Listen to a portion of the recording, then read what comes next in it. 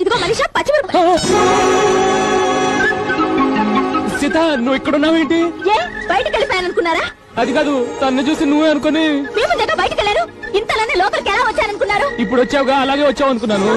తెలియలేదు మీకు? అదెలా తెలుస్తుంది? వెనక నుంచి చివరి చూసి నువ్వే అనుకుని ఇలా వాటేసుకున్నాను.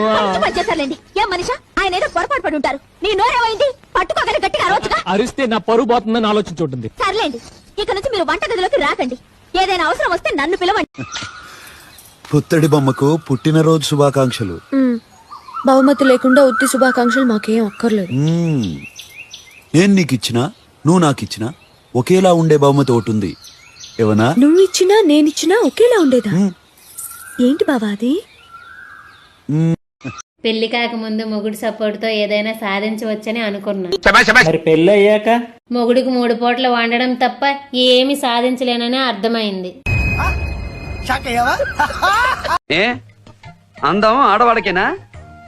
ఆయన అందమైన రూపం ఇచ్చాడు, దాన్ని అందంగా కాపాడుకోవాలి కదే. అందాన్ని అపురూపంగా చూసుకునేవాడిని కాబట్టే నిన్ను దేవుడు నాకిచ్చాడే. మొన్నటి వరకు కంటి చూపులతో చంపే